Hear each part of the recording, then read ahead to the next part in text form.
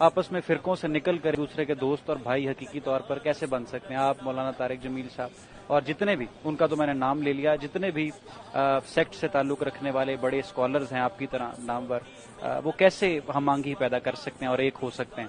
بتائیں نا، نخت نبوت کے مسئلے میں ہماری کسی نے مخالفت کی ہے؟ کسی نے بھی نہیں کی ہے.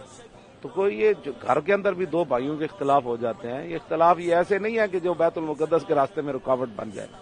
ہاں، یہ ایسے جھوٹ لوگ ایسے بولتے رہتے ہیں جی تفرق کا یہ معنی ہے، یہ نہیں ہے کہ مسلمان کی رائے جو ہے ایک دوسرے کے خلاف بھی نہیں ہونی چاہیے. بالکل بھیڑ بکریوں کی طرح سوچنا بھی بند کر دیں.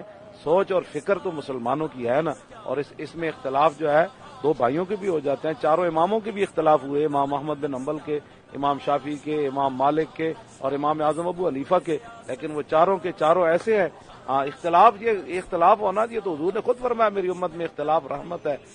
لیکن جب تک وہ گردنیں کاٹنے کی طرف نہ آئے اور جناب وہ دوسرے معاملات یہود و نصارہ کی جنٹیاں کر کے مسلمانوں میں تفرقے نہ کریں، تو یہ تو کوئی مسئلہ نہیں. آپ بتائیں، ہائی کورٹ کے اندر پاکستان کا آئین اتنا سارا ہے، ہائی کورٹ میں ایک وکیل ادھر کھڑا ہو جاتا ہے، ایک ادھر، ایک جو ہے مشرق کی طرف چل پڑتا ہے، تو وہاں کبھی کسی نے کہا کہ دونوں کو متفق ہونا چاہیے؟ تشریح میں تو اختلاف ہو جاتا ہے نا. تو یہ کیسے ہو سکتا ہے کہ مولوی خادم ایک تشریح کرے تو اس کے ساتھ ہی ساری دنیا متفق ہو جائے؟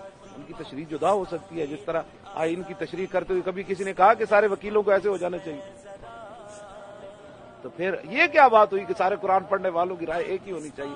رائے کا اختلاف تو ہونا چاہیے، اس میں کیا مسئلہ ہے؟ اس میں تو رحمت ہے.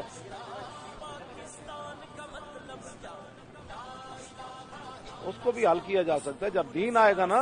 دین تو ایسے حل کرے گا سارے مسئلے.